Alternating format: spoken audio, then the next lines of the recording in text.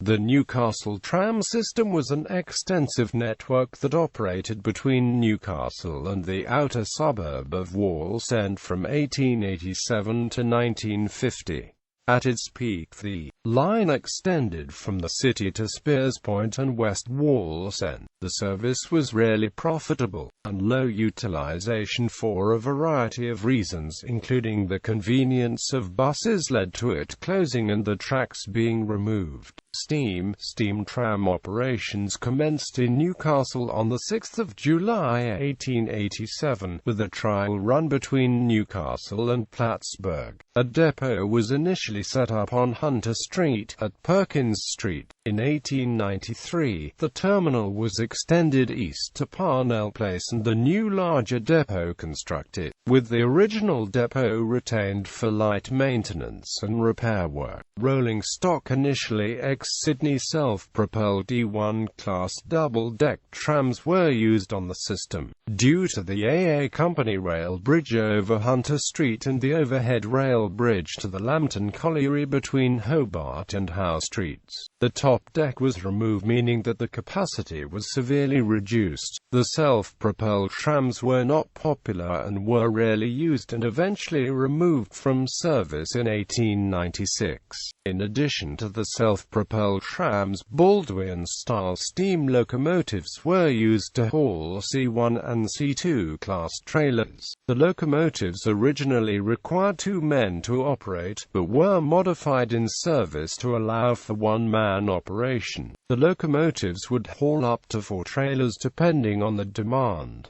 6N class electric cars were also brought from Sydney. Their electrical parts were removed and they were used as steam trailers, however they were only used on the very busiest days, such as major race meetings. Other rolling stock was also used, including ballast trailers, water trailers, breakdown trailers, coke trailers, a water sprinkler car, hearse cars and ash disposal trucks. Electrification occurred in the early 1920s, the first electric tram running in October 1923. All lines were fully electric by the end of 1926 except the West Wallsend and Speers Point branch lines, which remained steam-operated until they were closed. With the pending electrification of the tram system, construction of a new depot was commenced at Gordon Street, Hamilton in 1918. The Hunter Street and Parnell Place depots were closed in 1927, as by then, all operations had been relocated to the Hamilton depot. Rolling stock. Newcastle used LP class trams throughout the period of electric service. Some C-class trams and other cars were retained for electric operations. Lines in the Metropolitan Newcastle system. Adamstown opened on 13 August 1900. Electric services commenced on 2 February 1925. The line was extended to Victoria Street just 3 months before the Carrington and Port Waratah lines were closed. A proposal to extend the line along Union Street to Rifle Street never eventuated and it closed on 17 April 1950. Carrington originally proposed in February 1901. The line did not enter service until 23 September 1912. Track was actually laid in 1905 across the old Throsby Creek Bridge. However, there were disputes with the residents of Carrington about how the line would cross the railway line that ran along Cowper Street. The issue was never resolved and work was ceased before the line was completed. By 1912, the railway line in Cowper Street was no longer in use, allowing the line to finally be built. However, it now branched from Mayfield Line at Hannell Street and used the old railway bridge on Cowper Street. Electric services commenced on 15 August 1926. The Carrington and Port Waratah lines were the first electrified lines to close when they ceased services on 19 November 1938. Glebe, originally called the Merryweather Line, it was changed to Glebe when the line to Merryweather Beach was completed. It was opened on the 19th of April 1894. It was electrified in 1924 with the first electric service running on the 2nd of November 1924. The line closed on 26 February 1950. Mayfield. Construction of the line to Mayfield commenced June 1892. Construction included the building of a bridge over Throsby Creek. The line was opened the 19th of April 1893. Initially it terminated at Elizabeth Street, Ties Hill, with the extension to Hanbury Street opening in 1901. The Mayfield line was the first line in Newcastle to be electrified, opening on 15 December 1923. The section of track along Albert Street was never electrified. Connection of the electric line was along Hunter Street, through Ties Hill. Plans to extend the line to Mayfield West and to connect it with the Waratah line never eventuated. The line closed on 26 September 1948. Merryweather originally proposed a branch off the Glebe line. Construction of the line along Derby Street commenced on 29 March 1902. However, insufficient funding saw the line terminate at Patrick Street. Services commenced on 3 November 1902. The extension to Ridge Street was eventually completed with services commencing on 21 September 1903. The line was originally called Merryweather Beach, but was changed to Merryweather when the Glebe line changed name. The line was electrified on 27 July 1924 and closed on 26 February 1950. Port Waratah service commenced on 20 July 1914 as far as Estelle Street. The line was initially called Maryville. The line was later extended in 1916, with services commencing on 16 December. The line was subsequently called Port Waratah, however it was often referred to as Steelworks. The line was electrified on the 11th of October 1926. The Carrington and Port Waratah lines were the first electrified lines to close when they ceased services on the 19th of November 1938. Port Waratah Wharf. A line to Port Waratah Wharf was constructed in 1920.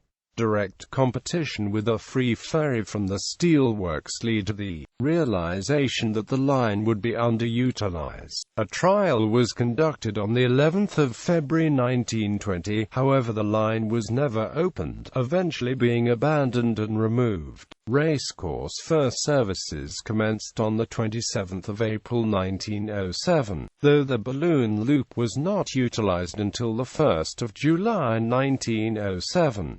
The loop was later enlarged towards the east to allow more trams to lay up while waiting for racegoers. The first electric service commenced on the 14th of November 1925. A mixture of steam and electric services ran until all electric service ran on the 29th of May, 1926. The line was closed the 10th of April 1950. Speers Point. A branch to Speers Point was added to the West Wallsend line in an attempt to reduce the losses expected on the line. The first service ran on the 15th of January 1912. To accommodate the service, the Wallsend depot was enlarged. As with the West Wallsend line, it was never electrified. The last regular steam services ran on the 1st of November 1930.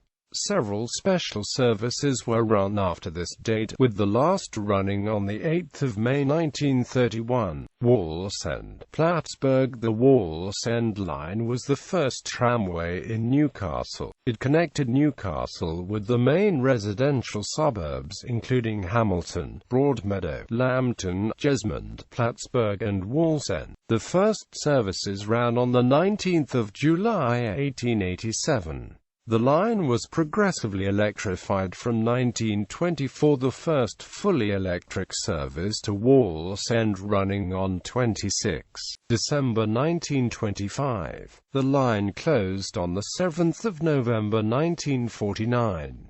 Waratah. The cost of this line included the overhead bridge at Broadmeadow. This resulted in a large cost that required parliamentary approval. It was the last line to be completed, with the first service to running on 20 January 1915. Regular electric services commenced on 6 April 1925. The closure of this line marked the cessation of all tram operations in Newcastle. The last ever service ran on the evening of 10 June 1950. West Wallsend. In 1910, a branch was constructed from Wallsend to West Wallsend. The first service ran on 19 September. A small depot was constructed at Wallsend to assist in the operation of this line. Due to the losses being suffered by the line, it was never electrified. The line was accident-prone, having been involved in at least 3 deaths in separate incidents. It was closed on 1 November 1930. Closure of the Metropolitan Newcastle system. In the 1930s, poor patronage and competition from bus services led to the realization that trams were not paying the way. During the Depression, there was not the political will to remove a service that provided jobs and cheap transport. However, by the late 30s this had changed, and the Port Waratah and Carrington lines were closed in 1938. World War II delayed any further closures. Fuel rationing meant that buses were not allowed to run services where trams operated. The Parnell Place terminus was damaged during the Japanese shelling of Newcastle on 8 June 1942. The end of the war saw the Mayfield line close in 1948, the Wallsend line in 1949, with the remainder in 1950. The last service was run on 10 June 1950 to Waratah. As tram services in Newcastle declined, the Hamilton depot was converted to a bus depot, which it continues as today. Other provincial tramways in the Greater Newcastle region.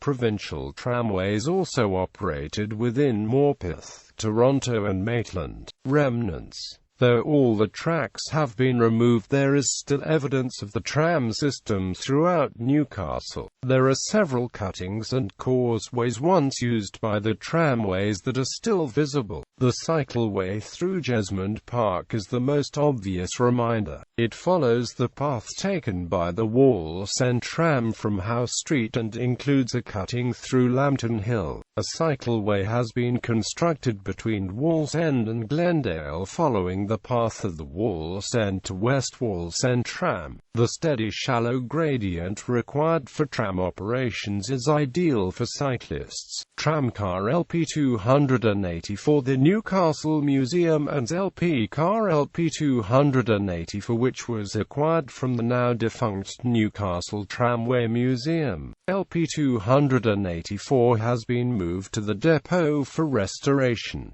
It is currently on display at the museum's new location. Revival. In December 2013, the O'Farrell government announced the Newcastle Light Rail line to link the beach with a new transport interchange at Wickham as part of a project to revitalise the city centre, replacing the existing heavy rail line.